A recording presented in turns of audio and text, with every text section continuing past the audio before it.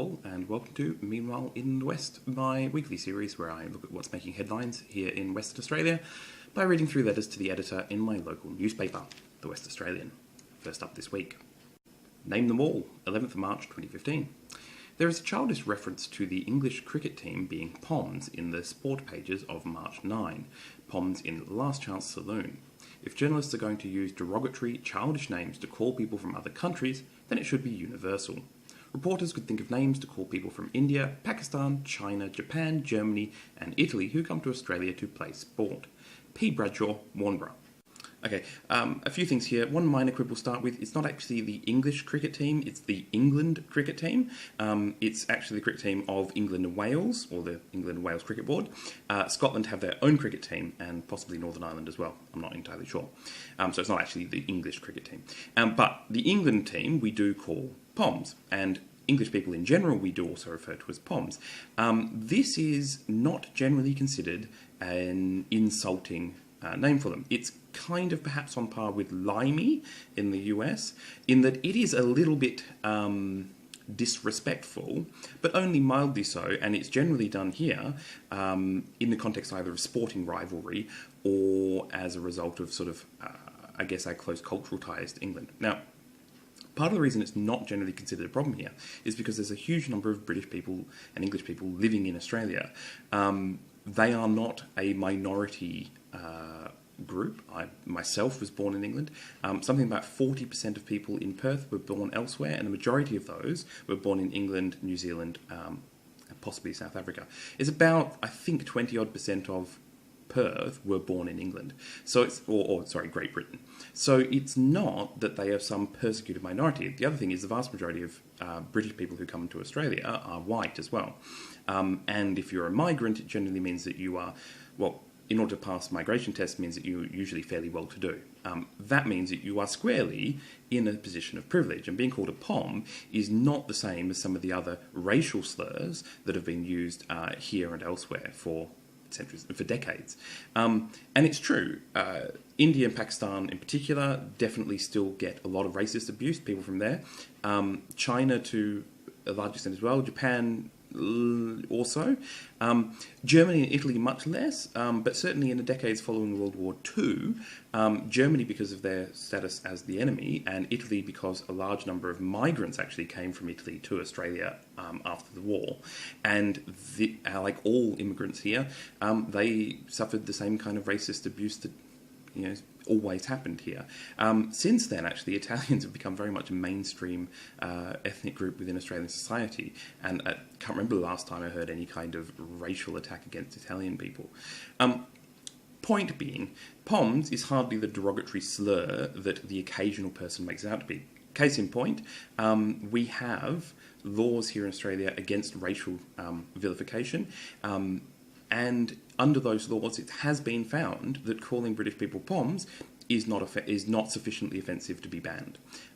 That is quite different from some of the other slang slurs used against other racial groups. So there you go. I'll keep calling me. I've got a British passport. I'm an English citizen. I'll keep calling us Poms until a significant number of people are actually harmed by the usage of that word. Next up. Lost skills, 12th of March 2015. Chris Ruffle believes a return to manufacturing could revitalise Australia's economy. Let's make our way out of a slump, letters 10th of March. Has he ever heard of trade union greed? It's why there is no manufacturing in this country. GJ Singleton, Atterdale. This is absolute rubbish. There could perhaps have been some small pressure placed on manufacturing as a result of trade union activities. But basically, that misses the huge amount of other forces that have impacted on manufacturing across the entire developed world, not just Australia, but particularly other developed nations, and particularly ones which are similar to us in that they have a small population and they are geographically quite isolated. What this means is we have no ready markets for our heavy manufacturing, things like which don't require very high skilled. So a lot of manufacturing in general, we simply cannot compete with Southeast Asia and East Asia. So because we have very high wages. And it's not that we have very high wages in manufacturing, we have very high wages across the board. And so the trade unions simply argued that people in manufacturing should be paid on par to other workers in other industries. And they were very successful in that. Unfortunately, right next door to us is a huge amount of very cheap labour. So anything that isn't incredibly highly skilled, we can't really compete with. The other problem is when it comes to highly skilled heavy manufacturing, we also can't compete because we're in the middle of nowhere. So the highly skilled heavy in manufacturing type countries, when we think of things like Germany and Japan. And these are countries with large populations of their own, but are also right next door to other large populations that they can export to. We aren't. And we have a very small population of our own. So we missed the boat in terms of being able to set ourselves up as a global manufacturer of things like heavy manufacturing, so stuff involving metal, basically. What we have actually managed to do, though, is we have set ourselves up somewhat as a global food manufacturer. So I've mentioned this previously, but a lot of the manufacturing in Australia currently is food manufacturing. That's partly because we actually export a huge amount of food. Our balance of import and export of food is one of the best in the world. We export far more than we consume, actually. And so food manufacturing is something that we do very well. We have very high standards, quality is very important. Other countries will pay a premium to have high quality food, manufactured foods. And so we've actually carved out a bit of a niche. But we will never ever return to the kind of economy that we had 100 years ago, or that the rest of the world had 100 years ago, where heavy manufacturing was very much a sort of a big backbone of the economy. It's just not going to happen. What we're going to have is highly skilled service industries, which is actually what's dominating here in Australia, with mining being a sort of a bit of an anomaly because we happen to have a lot of iron ore. Next up. Speaking out, 13th of March 2015. Congratulations to Peter Abbott for highlighting the concerns that many parents hold with regard to the Safe Schools program. MP sees gay plot in Safe Schools scheme, news 12th of March. May we point out that it would appear that neither the Minister for Education, the WA School Curriculum and Standards Authority, nor the WA Department of Education have endorsed this program. Gillian Gonzalez, Vice President, Australian Family Association, WA. So, as I'm sure you can guess, the Australian Family Association advocates for a very particular view of family, that is, a man and a woman in a heterosexual marriage with purely heterosexual children. The Safe Schools program has a bit of a generic name, unfortunately, which suggests it's more than it is. What it is a program to produce schools that are safe for gay and lesbian students and transgender students, or they call them same-sex attracted, because I think they want to avoid the label of calling a child gay or lesbian because their sexuality is still developing. And so it's very much it's a program that is designed to reduce or eliminate bullying around sexuality issues and gender issues in schools. And it's been very successful around the country. Parties of both political persuasions have backed it, and it's finally coming to WA. And Peter Abbott, which is one of our state representatives, who is also an ordained minister, is the only person to speak out against this. Literally, I think he called it... He was objecting to it on the grounds that it promoted the gay lifestyle, which is complete rubbish. What it did do, though, I thought quite strongly and confrontingly, is it has pictures of what seem to be school children wearing the non-gender normative uniform. So it's what looks like a boy wearing a dress and what looks like a girl wearing shirts and pants. And I think the caption is something along the lines of, can't we all just wear what we want to wear? And basically the idea of the program is to educate actually teachers. It's actually not even aimed at students. These posters and things are actually aimed at teachers, to educate teachers on what they can do to intervene and to stop homophobia and transphobia, basically, and how to prevent that kind of bullying, because research had found that there was hesitation, that teachers didn't really know how to respond to some of these issues, and therefore didn't. And so one of the most effective ways of preventing the bullying they found was actually to educate teachers, because teachers naturally want to stop bullying. So when they know what they can do and what they should do and what's the appropriate things to be done, they're quite happy to do it, basically. And so this program doesn't advocate the gay lifestyle in that sense, but what it does do is it say it's perfectly okay to be attracted to people of the same sex as you. And I understand that Christians, some Christians at least, disagree with that message and don't like it. The problem is that's homophobia, and it's based on purely a religious conviction which is irrationally held.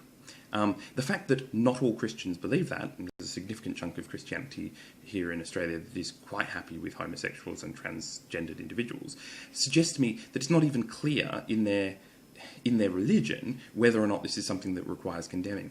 And so if you base your bigotry and your objection to this on nothing but your own personal interpretation that is not based on any kind of reason, or any kind of solid foundation of reason, your personal interpretation of some holy book or some revelation from God, I'm sorry, your opinion counts for nothing in this debate. All the evidence suggests that there is absolutely nothing wrong with being homosexual, there's nothing wrong with being bisexual, there's nothing wrong with being transgendered. People are just as they are, and overwhelmingly the outcomes for kids are so much better when the school basically says, it's fine to be the way you are, now let's get learning. And that's exactly what the Safe Schools program does. So Peter Abetts can get lost. Querying the cost of staying alive, 13th March 2015. What right has our government to offer to pay for the 2 drug smugglers on death row in Indonesia? Where is the cash coming from so they can spend a life doing what they like? I'm sure the money to be wasted on these 2 could be used to help our own. P. Taylor, Busselton. Oh, so much wrong. In the ongoing pressure that our federal government has been placing on Indonesia to not execute the 2 convicted drug smugglers, this last week or so, Julie Bishop, in particular, our foreign minister, deputy leader of the Liberal Party, offered the Indonesian government to pay for the costs of life imprisonment for these 2. So basically to cover the costs of that so that there would be no financial cost to the Indonesian government if they commuted their death penalty. Now, this letter is stupid for 2 things. Firstly, even if it is commuted to do life imprisonment, they're not going to spend their life doing what they like. They're going to spend their life in an Indonesian jail, which is far less hospitable than an Australian jail, and even Australian jails aren't exactly doing what you like. Secondly, when you talk about money being wasted that could be used to help our own, well, these 2 people are Australian citizens. They are our own by any reasonable definition. But the other thing is, this isn't even a serious offer. I've looked and looked and looked, and I can't find any dollar figures placed on it, on what the offer actually is, and I can't find any serious information about how much it actually costs to imprison somebody in Indonesia. What this really is just a bit of a bribe. One might call it a persuader. The Australian government just wanted to throw money at Indonesia in the hope that that would stop them from executing, the quid pro quo, they wouldn't execute our citizens. And they wrapped it up as this idea of covering the costs of. But it was never really that. It was not like they were going to audit the the prison system and work out how much it would cost to keep these people. I mean, they weren't going to do that. They were just going to throw some cash at Indonesia and hope that, hope that they would take the cash and do as we wanted. And they didn't. It gives a very bad look, but it was never a serious commercial transaction, as it were. Next up, a critical writer, 13th of March 2015. Those leaping to crucify Tony Abbott for comments about remote communities and lifestyle choices have not listened to or read his comments in full. He applied a critical rider. His actual words were, if those lifestyle choices are not conducive to the kind of full participation in Australian society that everyone should have. It's beyond me how anyone can argue against such a non-discriminatory statement. Colin Delane, Leeming. What's happened is, as part of the federal government budget problems, looking to save money, and the latest thing that Tony Abbott decided was that the federal government would withdraw their funding for remote Aboriginal communities. So in South Australia, WA, Northern Territory, Queensland, there are a number of remote Aboriginal communities which are, best description would be in the middle of nowhere. I mean, we're talking hours and hours by car from the nearest small town. And we're talking probably thousands of people, maybe tens of thousands of people across the country. Fairly small numbers of people living a very isolated, remote existence. Absolutely Australian people, Australian Aboriginals who, they're not exactly living traditional lifestyles because they have houses and clothes and they're not necessarily hunting for food. But they're still on their land, on their traditional ancestral lands, which is, culturally very important to them. So the way it's funded is that there's partial funding from the federal government, partial funding from the state governments, and the federal government gives the money to state governments who then administer it. The federal government's decided, well, Tony Abbott's put out this idea that he doesn't want to withdraw it. And when he was challenged on this, his justification was the idea that the Aboriginal people aren't entitled to expect to live, to make a lifestyle choice which is uneconomic. Because the basic idea is that there are no jobs in those communities. There is no industry there. There is no, really no services out there. And so these people are supported by the government entirely in their lives, in the way that they live. And Tony Abbott labelled it a lifestyle, and a lot of people got upset at that. Now, the problem with this letter is that saying that Tony Abbott's point was these lifestyles are not conducive to the kind of full participation in Australian society that everyone should have, simply dresses up the same attitude in nicer sounding language. It is still the government pretty much saying that there are kinds of ways of living that the government considers appropriate and acceptable, and there are ways that aren't. And the problem I have with this is we're talking about relatively small numbers of Aboriginal people who have lived in this, ancestors have lived in this country for 40,000 years. The country was forcibly taken from them by white people, and we imposed our society on them. Now, I'm not saying that there was a lot of bad. There was some good. I mean, people do like development, people do like to drive cars and live in houses, and Aboriginal people didn't have that pre-settlement to the same extent. So there was some good about that, but I am very hesitant about the government withdrawing what is really, we're talking sort of millions of dollars here, or hundreds of millions perhaps, which is, as I always say, a fairly small drop in the bucket in terms of budget issues. It's not going to get the budget back on track. The government can find hundreds of millions of... The government is spending tens of billions of dollars on fighter jets that we don't need. There's always money floating around for the things that are a political priority. So it's not as if we are hurting so badly in a budget that we simply can't afford it. It's that the government doesn't want to spend this money. And I accept that there are a lot of issues that can come from remote communities. But if Aboriginal people want to live like that, it's only a small number of people, and I think we owe it to them to allow them that choice. It seems miserly, and it seems a little bit too paternal, for us to be telling them how they should live. Especially when, I think it's okay to say you shouldn't abuse your children, and it's okay to stop people from, working with them to address things like rates of alcohol abuse. But I think ultimately to say that you can't live on the land that your ancestors have lived on for 40,000 years, when we're talking relatively small amounts of people, is mean-spirited and short-sighted. And it doesn't help us to reconciliate the reconciliation process. It doesn't help to integrate these people into society. In fact, all the suggestions by people who understand what life is like for those kind of Aboriginal people, because we're talking about the Aboriginal people who are very much on the margins of, they're as far to the margins of society as possible. They live so remotely, they are very traditional, very few of them will speak any English at all. And the idea of simply shutting down their remote communities without having a plan in place, which is what's happening, is they're simply saying we're going to take the funding away. These people will then have to migrate to towns and cities where they won't speak the language, they won't have any family, they won't have anywhere to live. I can't possibly see this being cheaper in the long run. Anyway, last up for this week, the Mash-Up, 14th of March 2015. Supposedly, we're trying to protect small potato producers by regulating the market. Spud fight, Potato King digs in after regulator accuses him of overplanting. News, 13th of March.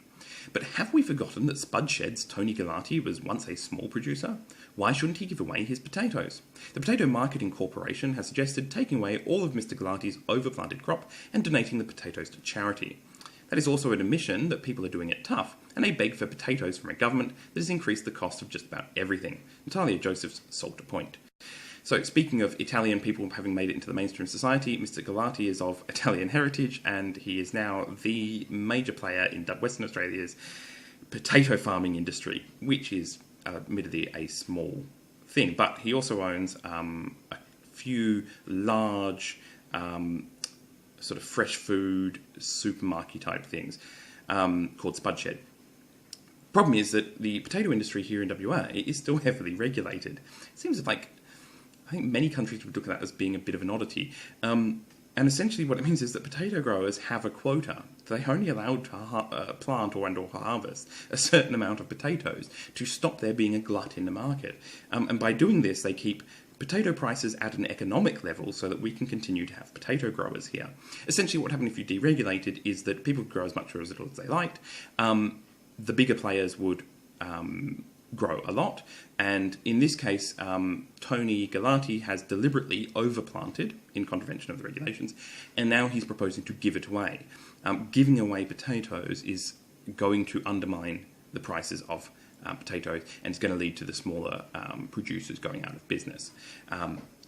He doesn't, under the regulations, he doesn't have a right to give away his potatoes. One, they're not his potatoes, and you don't have a right to give it away. That's what regulation is. Now, whether we should have regulation or not, broadly speaking, I think we shouldn't. I think we should be moving towards a deregulated market. What that would mean is essentially a far smaller potato industry here in Western Australia. The reason why I'm comfortable with that is I'm not sure that there is a long-term strategic need for potato growing here in Western Australia. Part of the reason why it's heavily regulated is because there's a lot of research needed into how to grow potatoes in Western Australia. We're not the right climate for it. We're not the right soils for it. So I'd be happy to move away from it. I think we can grow a whole lot of other things here. I don't know why potatoes. But the way to do that is not simply to overturn it overnight. There are, something like 80 potato farms here in Western Australia, and that's potentially 80 families which could easily go out of business within the next 5 to 10 years. I think a transition program is the absolute right thing to go. Mr. Galati's got his own interests in promoting spud shed, which is where the money is. The money is actually not actually in the growing of potatoes, which is part of the reason why he's moving into spud shed. And he wants to promote spud shed by giving away free potatoes. Yeah, I don't have a lot of sympathy for him. I think he's done well, but he's not showing any concern for any other potato growers. He sees them absolutely as just economic competition, and so I suspect without regulation they would be crushed. He in turn would probably be crushed by large multinational farm agribusinesses. So I don't think he's doing himself any favours in the long run, unless he's happy to get out of the potato industry and just entirely run spud shed, which maybe he will. Anyway, that's it for this week. I hope you're all doing well. I'm not. I've got a very bad ear infection. I can't hear anything out of one ear. But thankfully I'm on a bucket load of codeine at the moment, so it doesn't actually hurt anymore, which is perhaps why I'm in a good mood. Yeah, I hope you're doing well. I'll see you all next week when we find out what's happening in the West. See you later.